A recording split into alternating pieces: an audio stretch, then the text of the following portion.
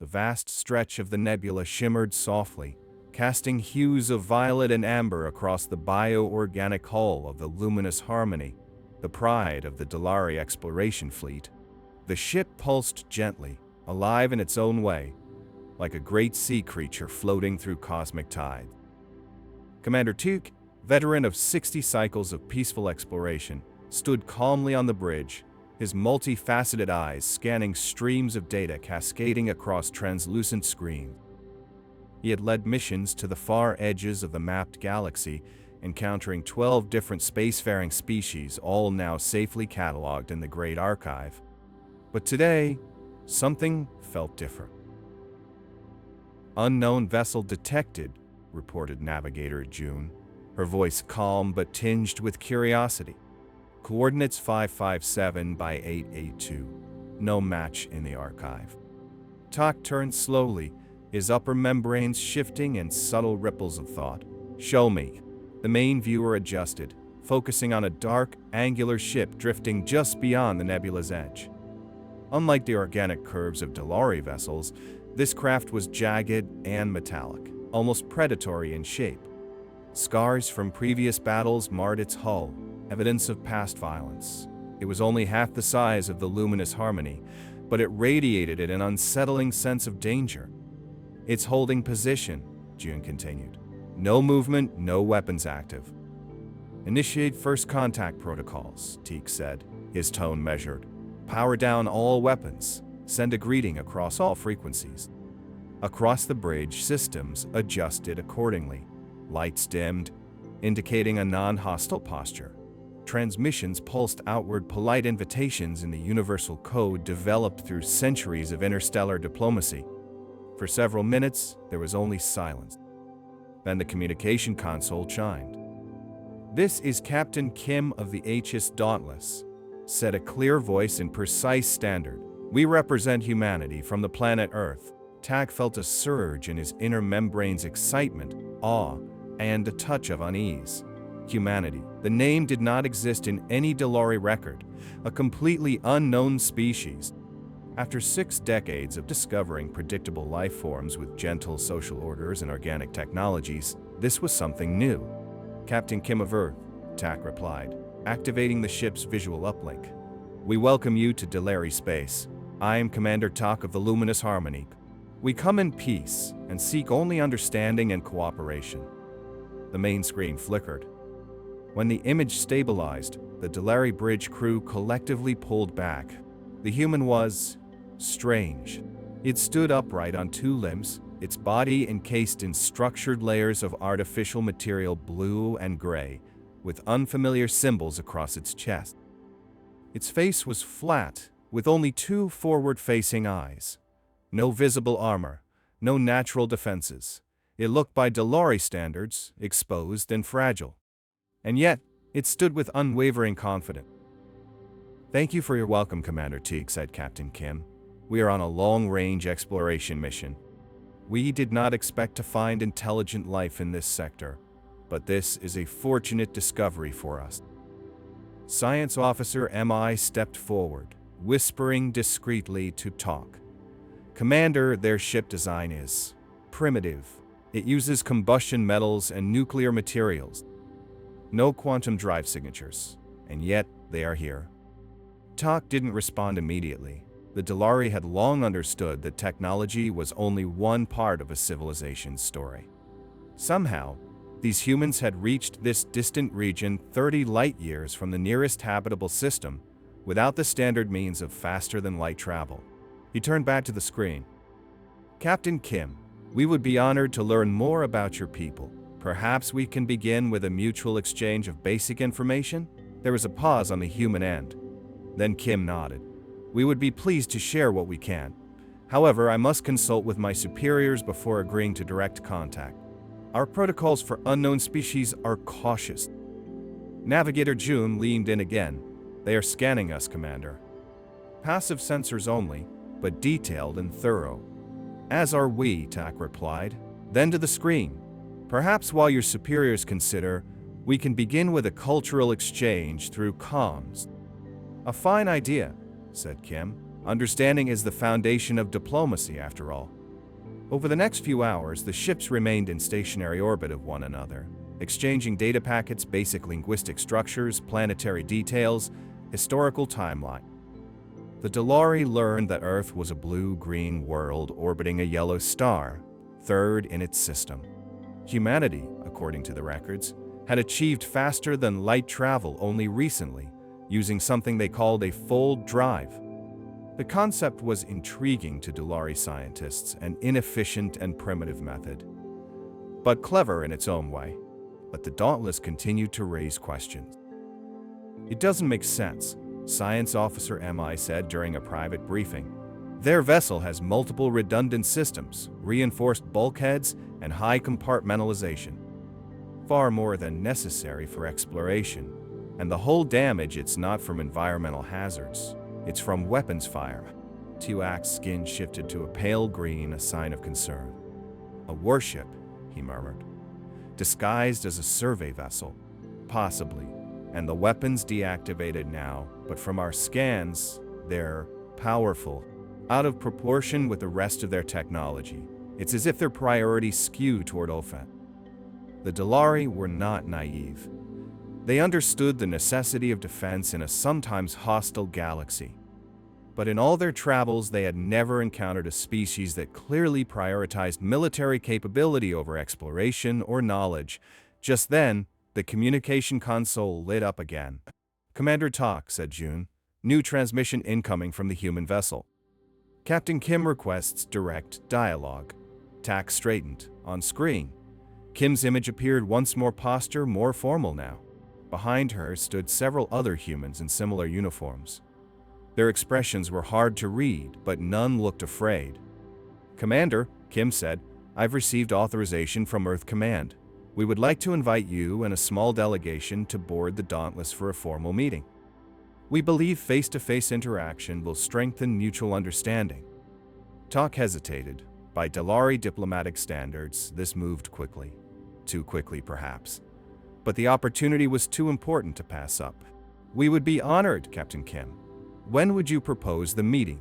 We have prepared a room with your species' atmospheric and environmental needs. You may come at your convenience." After the transmission ended, First Officer Bein stepped close to Tak. "Commander, is this wise? We know almost nothing about them." "Exactly," Teak replied, his skin swirling with thoughtful blue. "And the unknown breeds fear. Better to face it directly." Science Officer MI added cautiously, "Their ship bears the marks of conflict. Either they are victims or aggressors, perhaps both," Tak murmured. "Either way, we must understand them." Within the hour, a Delari shuttle detached from the Luminous Harmony, carrying Tak, MI, Cultural Specialist DI, and 2 security officers. As they approached the angular form of the Dauntless, Tak couldn't help but wonder what kind of species builds a warship before they build a science vessel. What kind of world breeds such beings? He would soon find out. For better or worse, Commander Tak had seen many vessels in his time. Ornate bioships from the Aether, vast crystalline arrays of the Genu, even the living solar sails of the Kalawarg.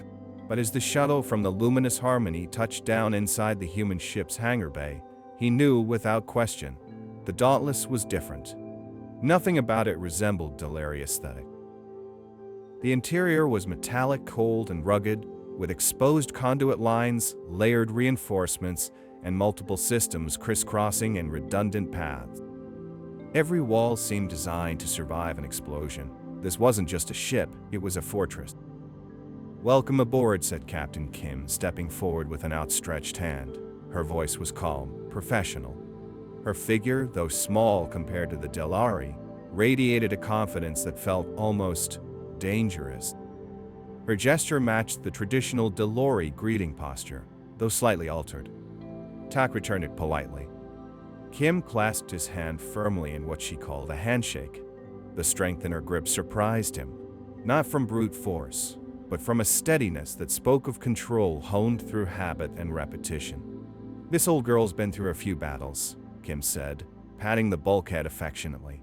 "We lost our port stabilizers in the Arcturus campaign, took a direct hit to engineering during Prochan, but we adapt, we rebuild, we endure." Science Officer MI stepped forward, her voice careful. You've survived multiple direct impacts? Sure, that's what the armor's for.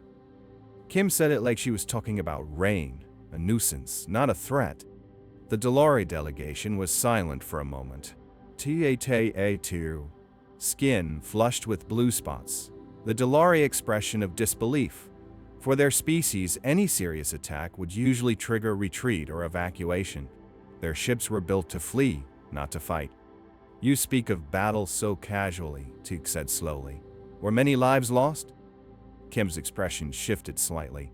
A shadow flickered across her face. Every battle costs lives, Commander. The Dauntless launched with a crew of 412. We're down to 378. Cultural Specialist DI's voice trembled. And you continued your mission. Of course, Kim said, as if the answer were self-evident. That's what humans do. We keep going. They walked deeper into the ship, the narrow halls lined with storage units, system access panels, and emergency seal ports. The utilitarian design reminded Tak of something he couldn't quite place, maybe insect hives or early mining stations. Functional, not beautiful. Efficient, not elegant. Kim led them into what she called the conference room, a rectangular space lined with star charts, system maps, and digital screens. One wall bore detailed schematics, not of exploration plans, but what appeared to be tactical diagrams. Our exobiologists did their best with your specs, Kim said, gesturing to the chairs. I hope you'll find them comfortable.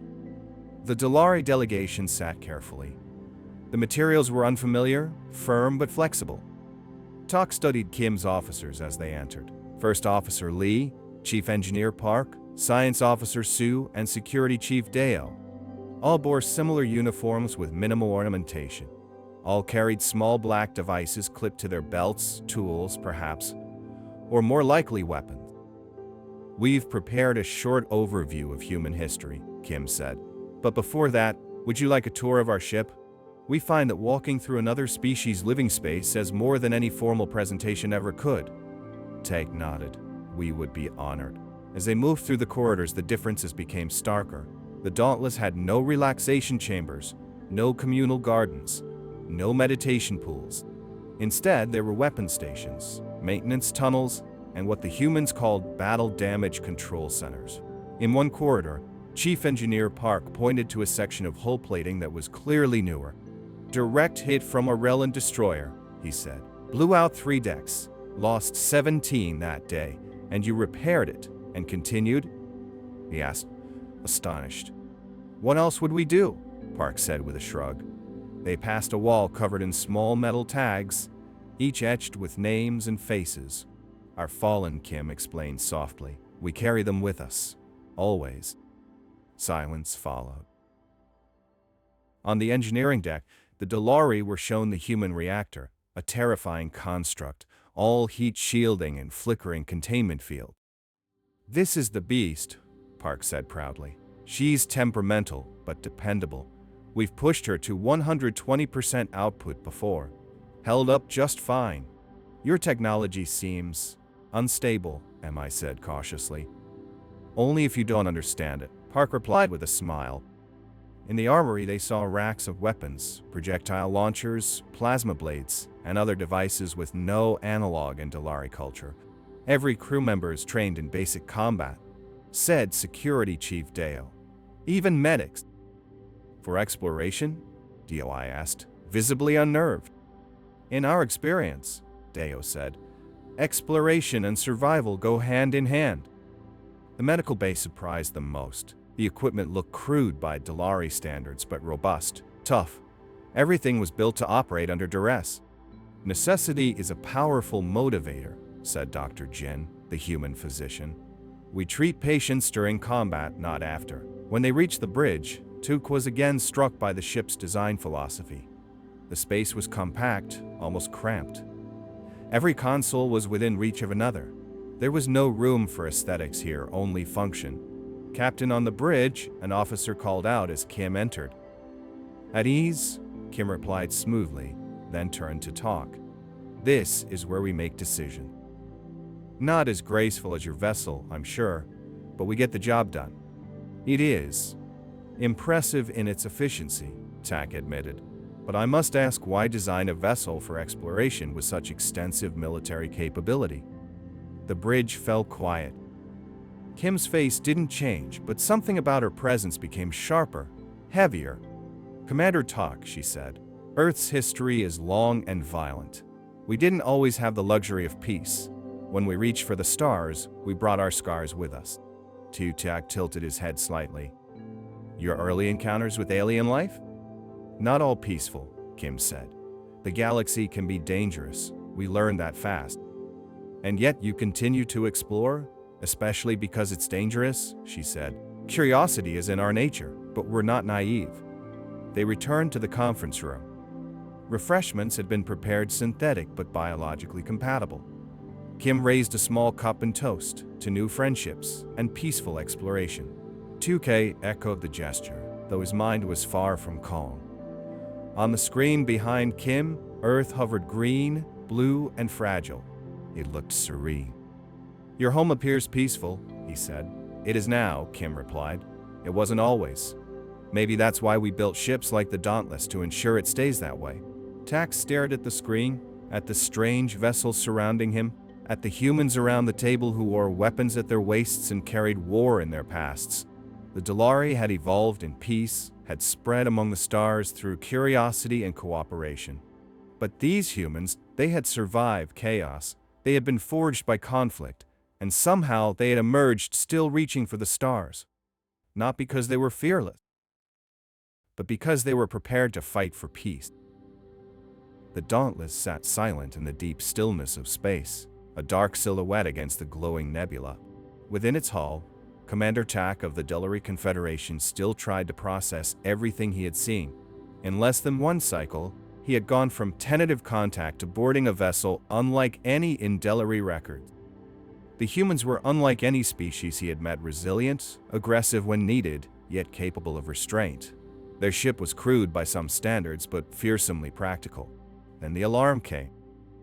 It started as a faint pulse on the human sensors, barely a whisper against the background radiation, but within seconds, it became clear. Multiple FDL signatures inbound called out an officer on the Dauntless bridge. How many? Asked Captain Kim, instantly alert. 6 vessels. Configuration matches Nick's Raider fleet profile. They're dropping fast. Tak's membranes tightened. The Nix. He knew that name well. Pirates, slavers, technological parasites. They'd harassed the Dalari's outer colonies for generations. Brutal, ruthless, and equipped with advanced weaponry stolen from dozens of other species. A moment later, the command screen lit up, and the image of the Nox flagship appeared. The creature on screen was grotesque leathery skin, spiny growths, and burning red eyes. Surrender your vessels and cargo, it snarled. Resistance is pointless. Tak turned instinctively toward Kim. We should withdraw. The Nex use quantum disruptors and neural scramblers. Your ship. Just watch, Kim said quietly. Her voice was calm, too calm. She tapped a button on her chair. All stations. Battle positions. The response was instant. Without panic, without wasted movement, the human crew launched into a series of complex maneuvers that left the Dalari delegation stunned. Lights shifted to red. Barriers sealed off hallways. Weapons systems came online, multiple systems from missile banks to energy turrets to kinetic launchers. Stations filled with personnel and armor. Let's show our guests how humans fight, Kim said. The first Nox ship opened fire. Blinding streaks of plasma and electromagnetic pulses surged toward the Dauntless, but the human ship didn't evade it charged. The vessel twisted with sudden, impossible grace, rotating mid-vector and returning fire with pinpoint accuracy. A cluster of projectiles struck the nearest Nax ship. Explosions bloomed along its flank. Tak stood frozen, his limbs quivering. Their maneuvers, they should tear their ship apart. They've reinforced the whole internal frame, Amai whispered. They built for that. 2 more Nex vessels broke formation and tried to flank the Dauntless. Human gunners were already ahead of them. One ship was disabled before it could fire. The other was shredded by overlapping beams and projectile blasts. Minor hull breach on Deck 4. Already sealed, reported First Officer Lee. Weapon systems at 87%. 3 crew in medical non-critical. Tak could barely believe what he was hearing. This human ship had taken hits that would have destroyed any Dalari vessel, and the crew responded as if it were routine. Then came the most shocking part. The next flagship is disabled, Security Chief Deo announced. Engines and weapons offline. Life support still active. Kim didn't hesitate. Prepare boarding teams. Standard capture protocols. Tak blinked. You're going into their ship. Of course, Kim replied. They've got technology we can learn from. And prisoners to rescue, most likely. You can't be serious, MI said, clearly alarmed. Their ship is unstable. Radiation exposure, possible resistance. Our boarding shuttles are radiation hardened, said Chief Engineer Park. We learned that lesson the hard way at Proshant. The screen shifted to show helmet cam feeds from the boarding party. The Dalari delegation watched in stunned silence as human soldiers breached the Nyx flagship. The corridors inside were dim and chaotic, the defenders aggressive, yet the humans moved with precise coordination. Even wounded, they pressed forward. No panic, no hesitation. Tuak watched one soldier take a plasma bolt to the shoulder. He barely flinched, kept firing. How is that possible? Asked cultural specialist DI. That injury should have incapacitated him. Neural conditioning, Dr. Jin explained. Pain suppression training. Every combat unit is equipped with it. That's unnatural, MI murmured. Necessary, Kim said simply. Back on the screen, the boarding team reached the AMI command center. The Nyx leader, the same one who had issued the surrender demand, was cornered. The human team leader raised his weapon. Surrender now. You'll be treated according to galactic convention. The Nyx commander hissed something in his native tongue, then slammed a device into his own chest. He collapsed, convulsing, dead. Suicide protocol? Kim said, watching grimly. Not uncommon in warrior cultures. Tak turned to her, his voice low. They'd rather die than be taken. Kim nodded. They don't expect mercy. And yet you offer it? We don't become monsters to fight monsters, Commander. Reports came in. 12 prisoners recovered. Valuable data retrieved. The remaining enemy crew had followed their commander's example, choosing death over defeat. As human teams returned to the Dauntless, wounded were rushed to medical. Prisoners, though dangerous, were treated humanely, given food, water, medical care, and isolated in secured cells. Teak watched in disbelief. You treat them with care. After all they've done? Kim didn't even look at him. That's what makes us different. Later, aboard the Luminous Harmony, Tak stood before his senior staff. They were shaken, still processing what had happened. The humans defeated a full Nyx raiding fleet, said First Officer Bien, with one ship. They captured the flagship, added MI. That's never been done before. Their technology is uneven, I continued. Some of it is primitive, yes, but their tactics, their willingness to endure damage, that's what made the difference. Tak didn't disagree. Watching the battle unfold had left him deeply unsettled, but also quietly awed. They built their ship to fight, he said. Every inch of it designed for survival. And their people, they don't break easily. Should we be concerned? Bien. Tak looked out the viewing window at the Dauntless, still scarred, still glowing from battle, still alive. I don't know, he said. They fought to protect us, and they showed mercy to their enemies. That says something, but we must learn more. Back aboard the Dauntless, Kim invited the Dalari to their archive room. You wanted to understand who we are, she said. You should see how we got here. Tak agreed. What he saw would change him forever. The lights dimmed as the archive room aboard the Dauntless came online. Its walls, lined with data nodes and holographic interfaces, pulsed with quiet energy. At the center stood a single human, Officer Han, designated liaison for interspecies cultural exchange. He was not imposing, shorter than most Dalari, with a calm expression and unarmed posture. But Commander Tak had learned enough not to underestimate such appearances. "You asked to understand humanity," Han said. "We believe in transparency. What you're about to see isn't easy to witness, but it is honest."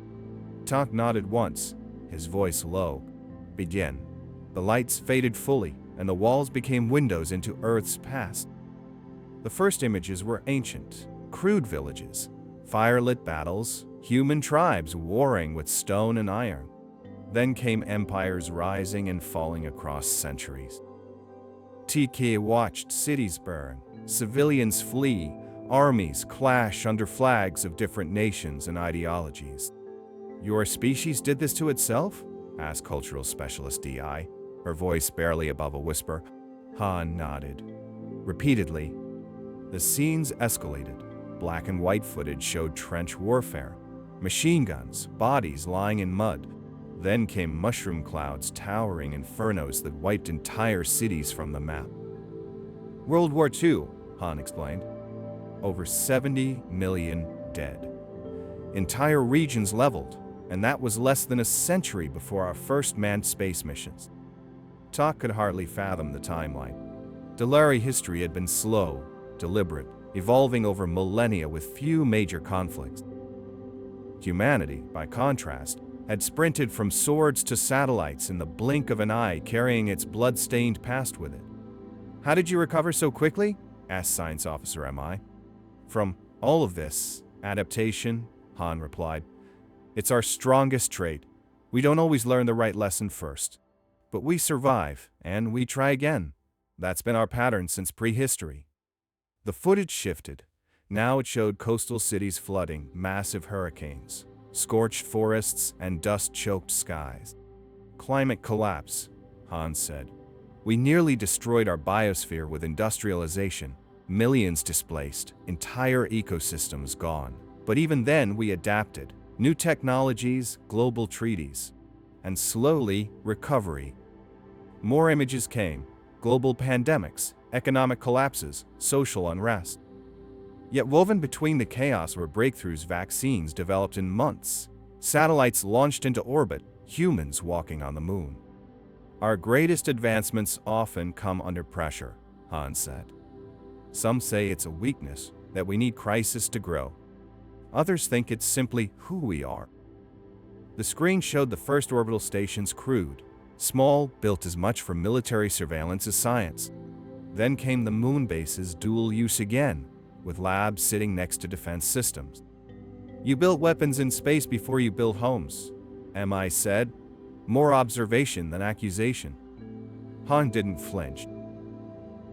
"We didn't have the luxury of peace. The Cold War nearly turned hot multiple times. But in the end, fear pushed us forward. Next came the breakthrough.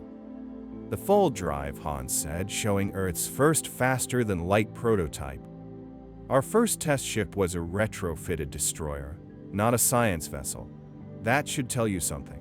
Tak felt a subtle ripple in his chest membranes, a blend of awe and concern. "You reached the stars through fear and competition," he said. "And through wonder," Han added quietly. "We've always had both." The footage changed again. First contact, not peaceful. The insectoid species on screen, bipedal, armored, massive, descended from orbit in force. They called themselves the Tith, superior in technology. They assumed Earth would be easy prey. "They didn't understand how we fight," Han said. "We didn't either, not fully. But they found out." Almed out. Tak watched as human ground troops, far less advanced, used terrain, ambush, and sheer determination to resist the invasion. Civilian militias, urban warfare, improvised weapons. The Tithe took heavy losses and retreated. They expected a quick surrender, Han said. Instead, they met a species that doesn't surrender. "Your casualties?" I asked, already bracing for the answer. High. But we learned, fast. The archives showed how humanity began reverse engineering alien tech. Within decades, Earth's ships had evolved drastically, still crude by some standards, but more than capable in battle. 3 more species tried to conquer Earth, Han said. All failed. Each time, We adapted to their strengths, learned their weaknesses. The screen displayed a map of the local sectors. After the third invasion, word spread, Han continued. Earth became known as a death world, a place where conquerors go to die.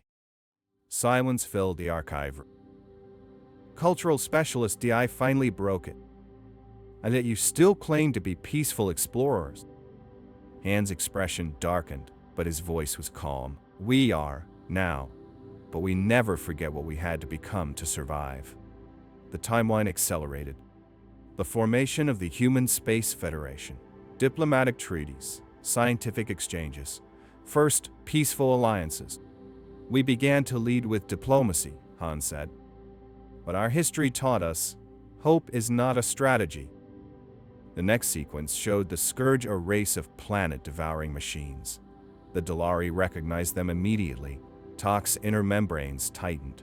That's the LRE homeworld, he whispered, watching lush forests burn and cities fall. They called for help, Han said. Only one fleet responded. The archive showed it, human warships, outnumbered 3-1, engaging the Scourge in brutal combat.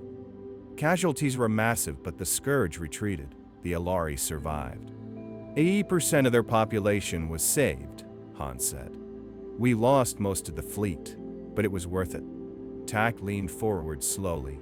Why? Because it was the right thing to do, Han said simply. We don't fight for conquest. We fight to protect. There was a long pause. Tak turned to his officers. Their expressions were somber, contemplative. You've faced extinction, he said softly. From within and from beyond. And yet, here you are. Han nodded. We endure, we adapt, and we try to do better. The screen dimmed. Silence returned. You built your ships to survive, Teak said. That's why the Dauntless fought like it did. Yes, Han said. Every explorer is a defender. Every mission is prepared for conflict. Not because we want it, but because the galaxy isn't always kind. Cultural specialist DI looked at Han differently now. Still cautious, but not dismissive. You carry your past, we. As a reminder, Han said. Not a roadmap. As the Dalari delegation prepared to leave the archive, Tak paused near the exit, turning back one last time. You know how to fight like predators, he said, but you choose not to be one. That's the line we walk, Han replied. Every day. They left in silence. Each of them changed in ways they couldn't quite explain yet. The luminous harmony hovered in low orbit above a Dalari colony world, its iridescent hull catching the pale light of a twin star system. Commander Tiak stood in the observation chamber, watching a human diplomatic vessel make its final docking approach. Behind it, like a silent guardian, loomed the HS Defender, Earth's newest warship. Massive, angular, and unmistakably human, it floated with quiet menace just outside the station's perimeter. And yet, Tak no longer saw it as a threat. At his side stood Captain Kim, her posture as composed as ever, her expression unreadable as she gazed out at her own vessel. Your counsel was brave, she said softly. Most species pull away when they learn our history. They almost did, Tak admitted. But they saw your restraint and your willingness to protect others, not just yourself. Kim gave a small nod. That's not always how we're seen. Some think we explore to conquer. But that's not what we've become. The memory of the Dauntless battling the Nox Raiders was still fresh in Tak's mind, the violence, the precision, the mercy afterward. He remembered standing frozen on the bridge while human soldiers boarded a hostile vessel and walked into enemy fire without hesitation. But what stayed with him most was not their strength, it was their control. They could have annihilated the enemy. They didn't. In the following weeks, the Delary High Council voted narrowly to accept Earth's offer of alliance. Technology exchanges were arranged. Trade channels opened. Most significantly, a joint task force was proposed, one that would blend Delary bioengineering with human engineering and tactical doctrine. The announcement sent ripples through the galactic community. Not everyone was pleased.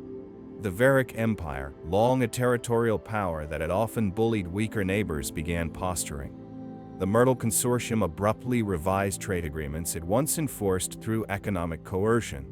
Tak saw the shift happening, system by system.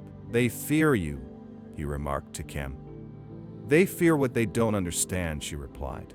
"We're not the most advanced species in the galaxy, not the biggest, but we're persistent. We show up." 6 months later, the first joint vessel Harmony's Reach launched from Earth's orbital shipyard. The ship combined Delari organic materials with human propulsion and defense systems. From the outside, it looked like something born from 2 different eras. But inside, it worked seamlessly. Tak served as first officer. Kim took command.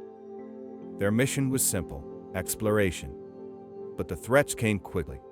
In a remote sector, a group of independent pirates intercepted the Harmony's Reach, mistaking it for a diplomatic vessel without military escort. They didn't expect a ship that could jam their sensors, disable their weapons, and respond with stunning speed. The human Delari hybrid evaded their attacks, disabled their propulsion systems, and forced a retreat without firing a single lethal shot. No casualties. Bam. No damage, Tak noted afterward. Kim smiled faintly. Restraint is a strength too. But I had weapons locked on their engine cores the entire time. As word spread, something began to change.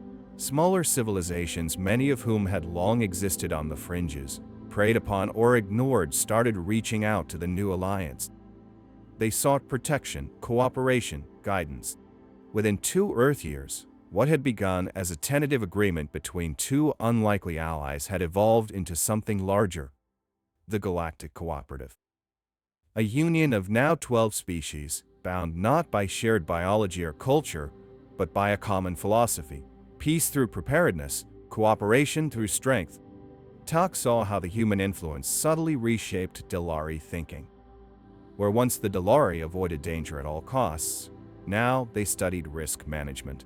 Where they once prioritized retreat, they now considered defense.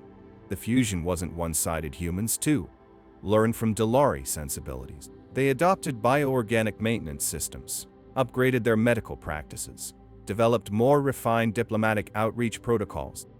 Still, the galaxy tested them. The Varick Empire finally acted. A massive Varick battle fleet approached a cooperative research station positioned in disputed space. The transmission was blunt: withdraw immediately, or be destroyed. The station's commander, a Delari scientist named A, responded without hesitation: "We decline. This station is under cooperative protection." No fleet was visible. The Varick laughed. Then the trap was sprung. 3 human warships dropped out of faster-than-light travel behind the Varick fleet. Moments later, 5 Delari stealth vessels emerged around them, cloaked with human shared stealth field technology. "You've made your point," the Varick commander said before ordering full retreat. Not a single shot was fired. Afterward, 2 met Kim aboard Harmony's Reach, staring out over the colony they had just defended. A gentle wind stirred the grass on the planet's surface below, visible through the orbital window. "You've changed us," he said quietly. "Maybe you've changed us too," Kim replied. 2 chuckled softly. "We would try to negotiate endlessly with the Varick, and they would have taken your silence for weakness. The Alliance didn't remove all dangers, but it created a buffer, one that discouraged aggression and emboldened the vulnerable." For the first time, smaller powers began asserting their autonomy, backed by the assurance that they weren't alone. Still, there were skeptics.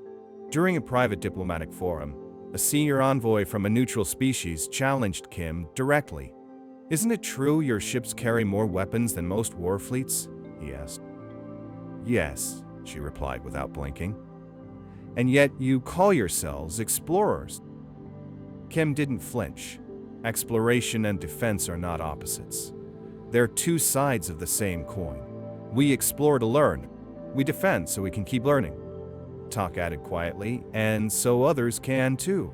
The human philosophy, hardened by centuries of conflict, wasn't about conquest. It was about surviving long enough to build something better. That idea resonated far beyond Earth. For species that had never been able to defend themselves, it was a revelation. In time, joint training facilities were opened. Mixed crews became common.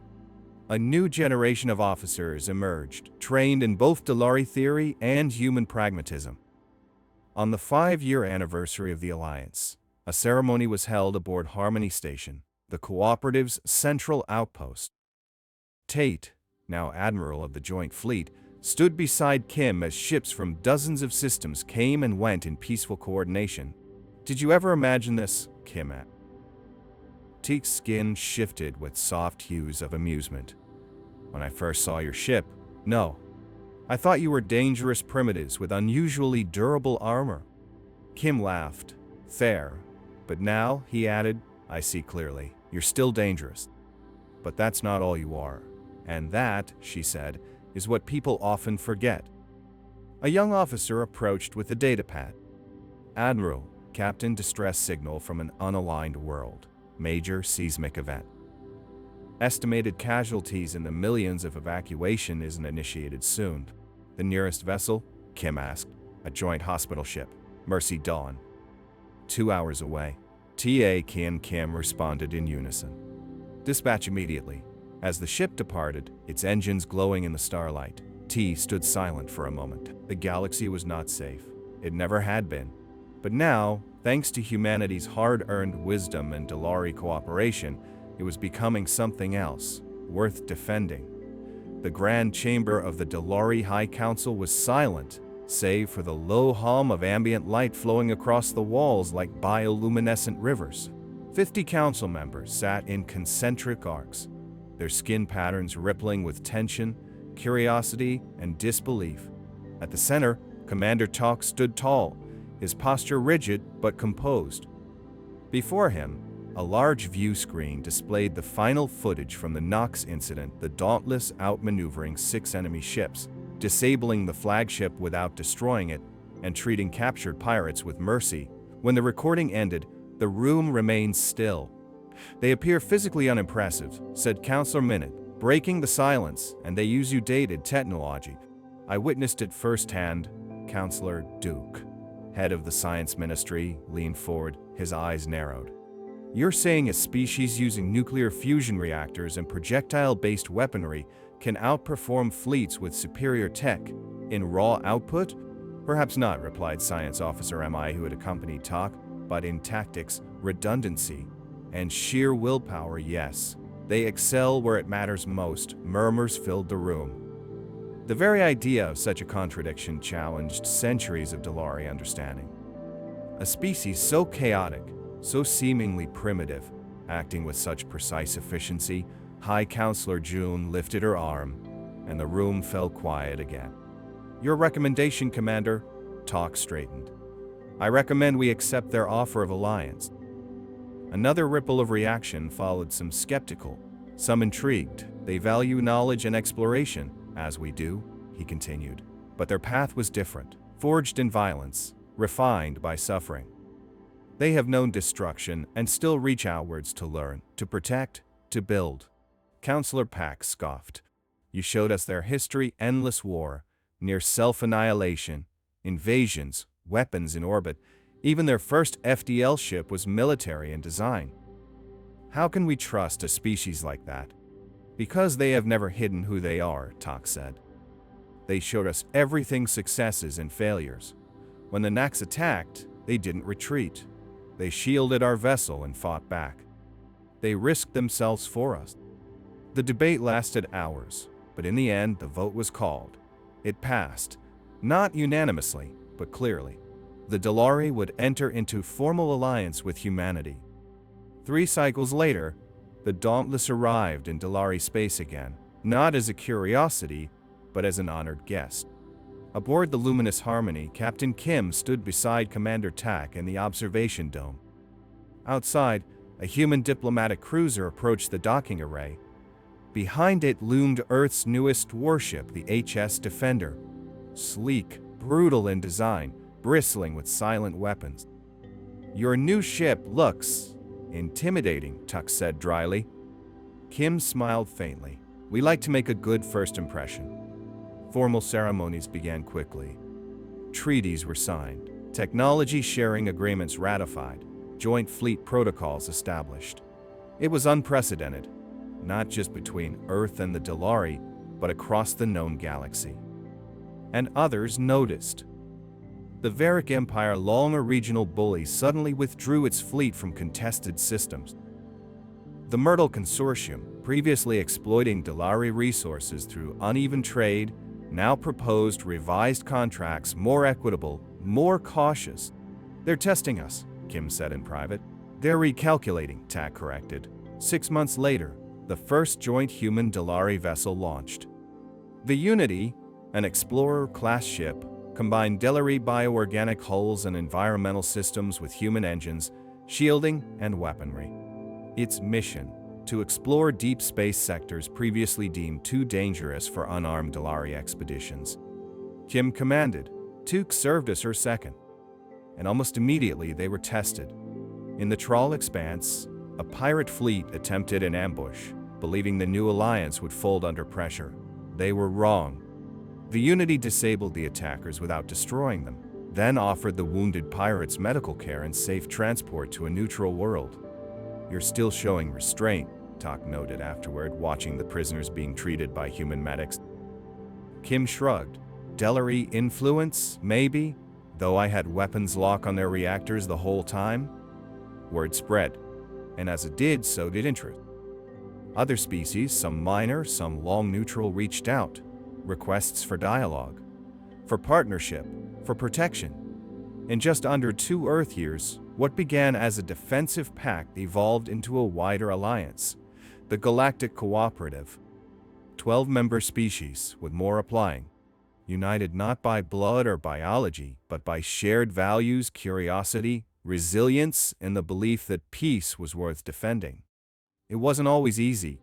The Varick finally made their move. A massive battle fleet approached a joint research facility on the border of cooperative space. The message was blunt: withdraw and surrender the station. This is your final warning. The facility's commander, a Delari biologist named T, responded with a single phrase: "This station is under human Delari protection." The Varick commander laughed. There were no fleets nearby, no defense systems visible. It looked like easy prey.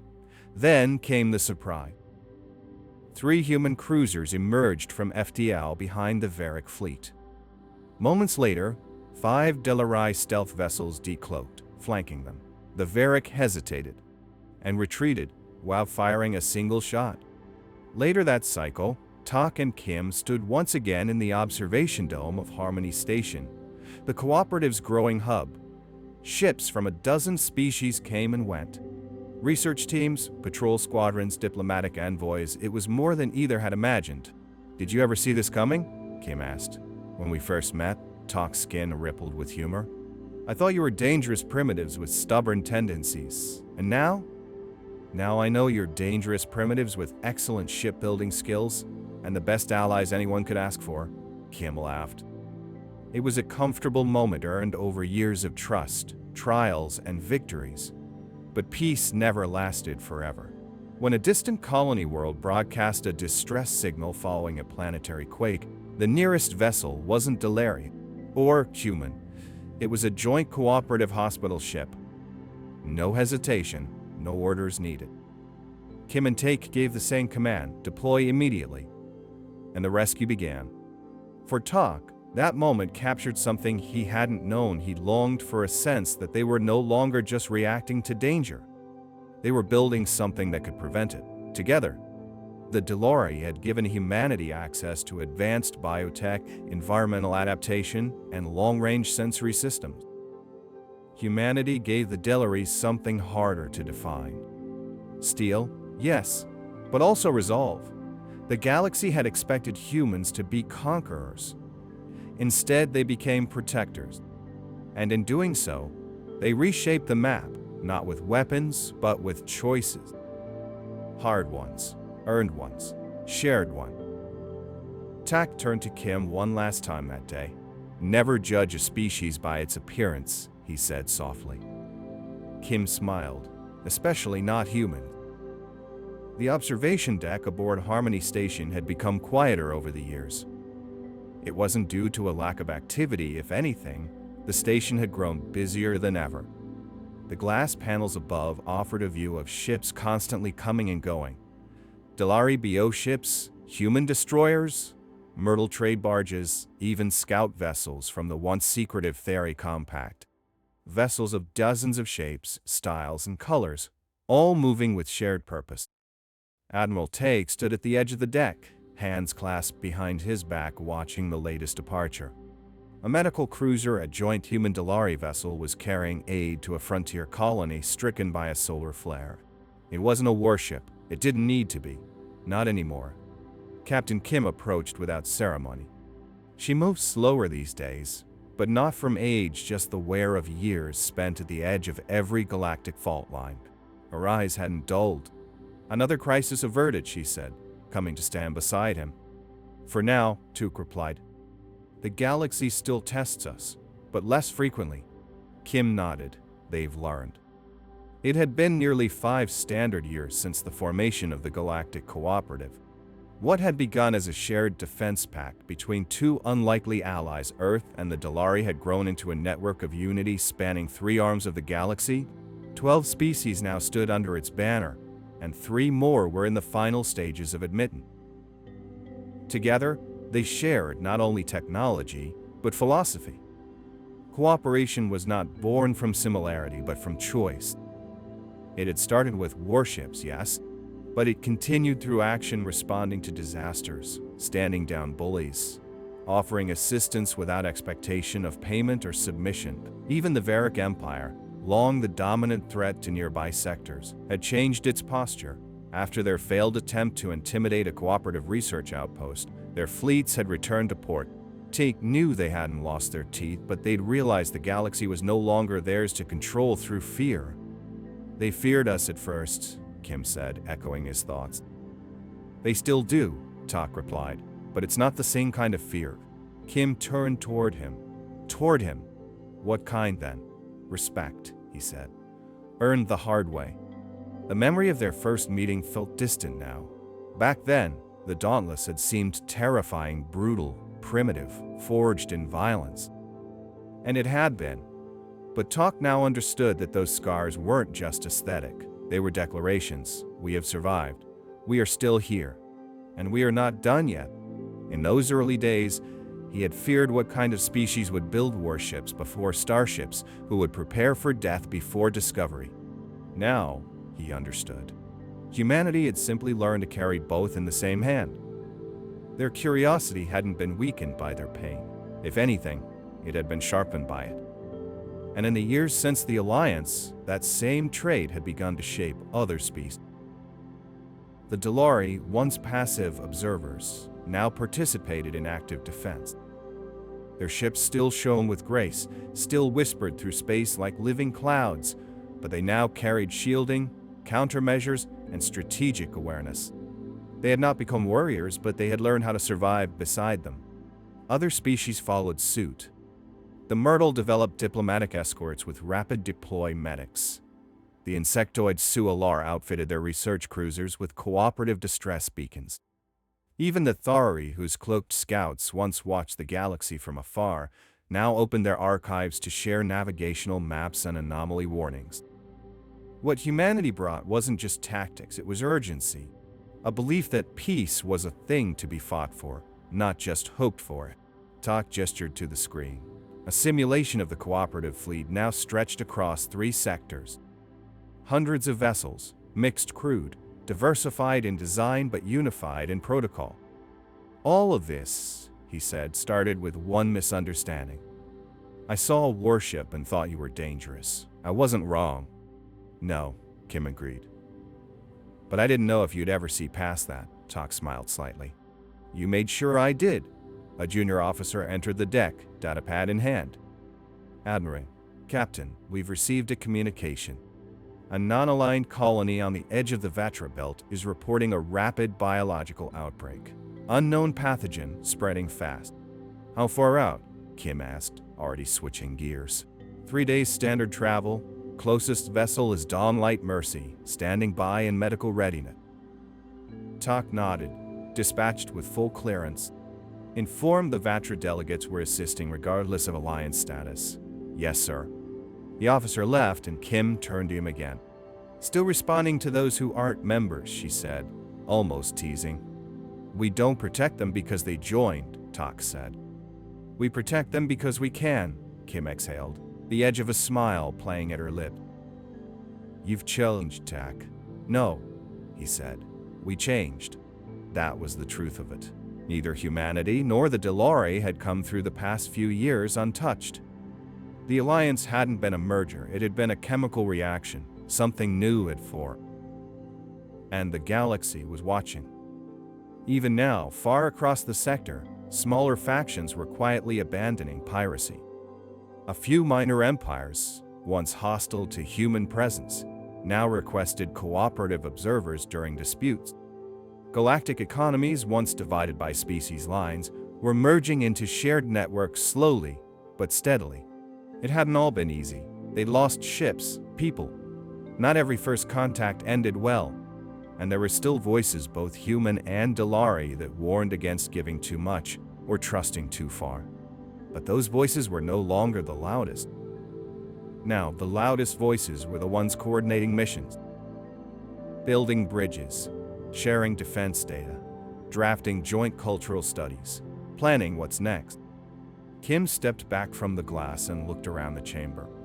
We should take a new diplomatic run soon, just you and me. Visit some of the member worlds again.